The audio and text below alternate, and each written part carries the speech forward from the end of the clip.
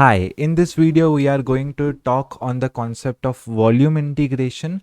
See, there are two sides to this concept. One side is from the perspective of the mathematicians, one side is from the perspective of physics. Okay? To be extremely honest, a single sum of volume integration can take up to 25 minutes each question. Okay?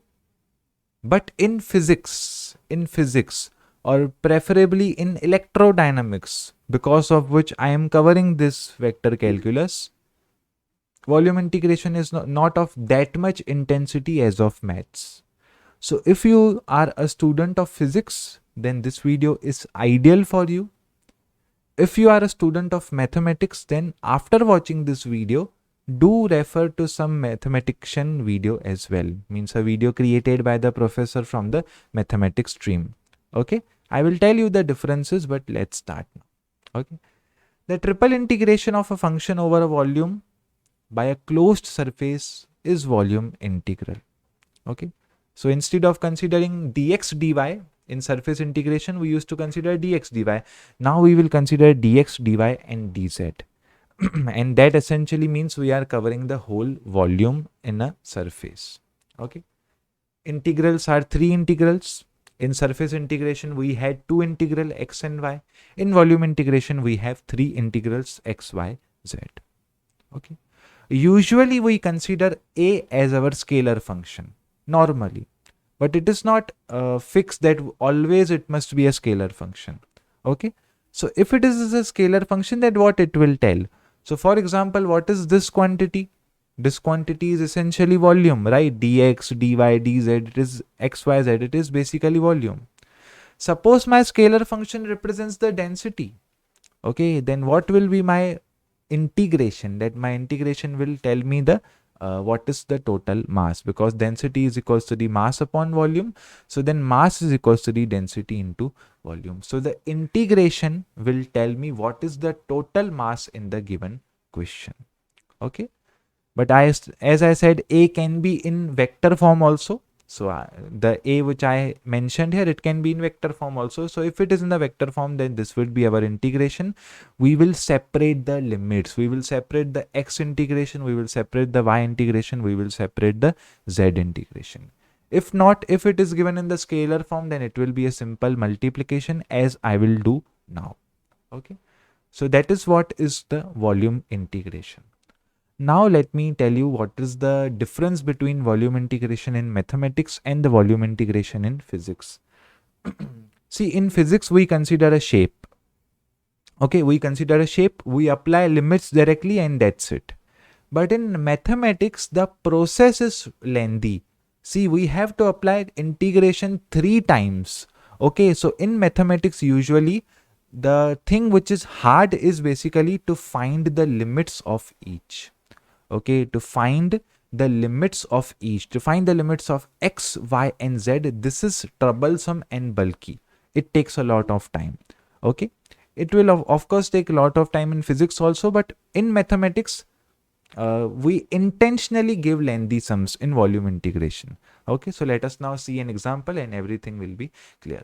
So calculate the volume integral of a function which is x, y, z square. It is a scalar point function over this prism. So you can see there is a prism which has a height of 3 units. Okay, which cuts the x-axis at 0.1, which cuts the y-axis at 0.1. I have to calculate the volume integration. The main concept, the main thing here is just taking the limits and selecting the limits. There is no such thing else, which is hard. So what can I take the limit?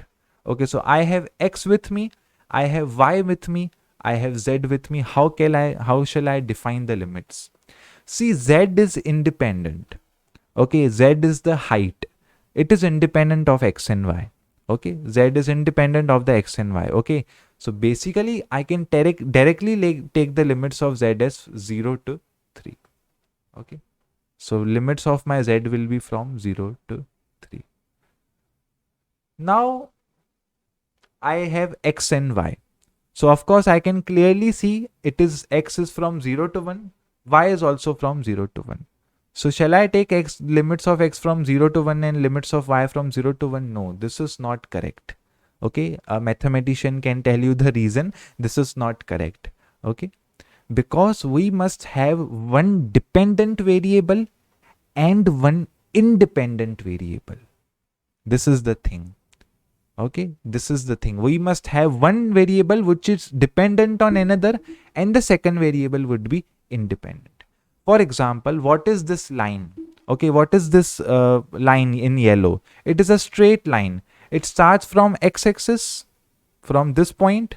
It ends towards the y-axis. Okay, so what I will do, I will find the limits between them by using some equation. So since x and y form a line, so I can use the equation of a line which is x minus x1 upon x1 minus x2 and y minus y1 upon y1 minus y2. Okay. So if I take the coordinates of this as my x1, y1, so what I will get? I will get 1, 0. So let us substitute the value x minus 1 upon 1 minus x2. So what is x2 here? x2 here is essentially 0. So here it will be 0. What is y minus y1? So what is y1? y1 is 0. So here it is 0 upon 0 minus what is y2? y2 here is equals to the 1. Okay, y2 here is equals to the 1. So x minus 1, which is x minus 1, 1 minus 0 is 1. And here I get this as my term. So essentially I am getting this thing. Okay. And if I try to calculate the limits of x, so let us multiply everything by minus 1. So I will get this term. Okay, so basically x is equals to the 1 minus y. Okay, x is equals to the 1 minus y. So if x starts from 0, then x will end at x minus y, and these are the limits of x. These are the limits of x. Now, shall I define limits on y or is it independent? Think. Shall I define the limits of y or y is independent? So I do not need to define the limits of y, because if I have defined this, so basically y automatically becomes independent. So I can take the limits of y from 0 to 1. If you didn't understand it, let's see from an example. Suppose my x is 0, 1, 2. Okay, suppose my x can take only this value, and equation of y is equals to the 4x. Okay.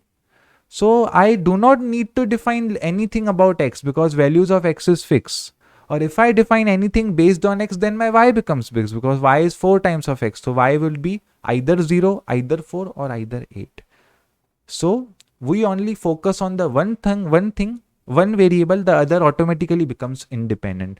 So since I have focused here on the x coordinate, my y coordinate independently automatically becomes independent. So basically my limits are x from 0 to 1 minus y.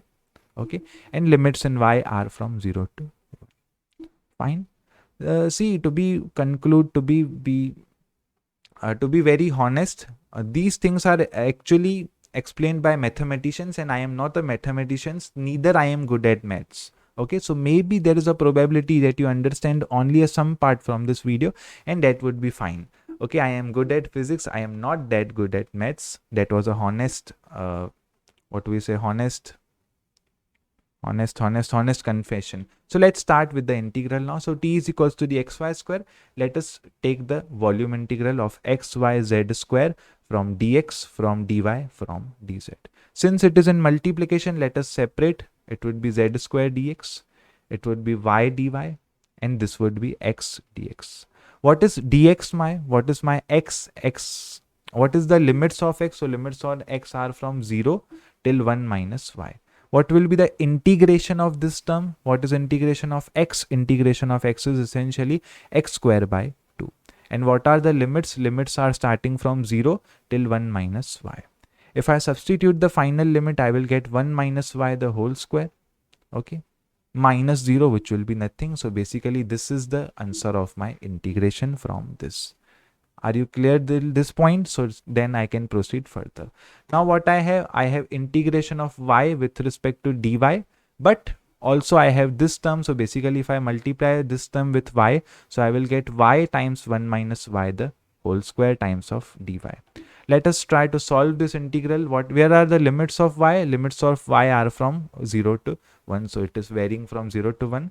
So let me solve the bracket. It will give me a square plus b square minus 2ab, which is this thing.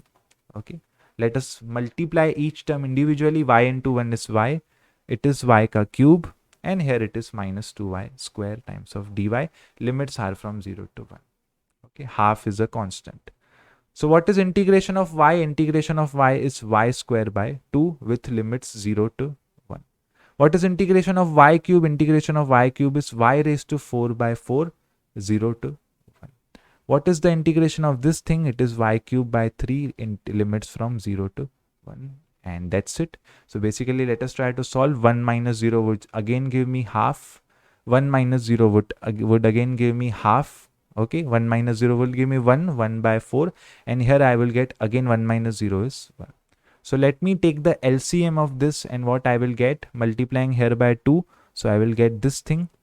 Okay, so it would be 3 by 4. And finally taking the LCM again, so 12 is the common thing. So basically multiplying this section by 3, and 4 3s are 12. 2 times 2. 2 times 4 is equals to the 8, and 3 times 4 is equals to the 12. So 9 minus 18, which is equal to the 1 by 12. So 1 by 12 is the answer of integration from this side, and 1 by 2 was remaining. So this is essentially equal to the 1 by 24. So till here, the answer is 1 by 24. Let us try to evaluate the integration over z square dz. So integration of z square dz, essentially limits are from 0 to 3. Z square integration is z cube by 3. Limits are from 0 to 3. So what are the final limits? Final limits are 3 3s are 9, 9 3s are 27, and it is minus 0. Divide by 3. So basically it is 3 1s are 3 9s. So integration is 9 here. Here integration is 24. So if I multiply by 3, so it is 3 by 8. So 3 by 8 is the correct option. So in this way, you can clearly see there is nothing of physics as such. Okay, I have not applied physics here. See, in the video of surface integration, I have applied physics. At every surface, we had to calculate the 90-degree vector, the normal vector. Remember f dot n cap ds, the sum of cube. I have applied the physics at every point. But in volume integral, there is no such physics as such.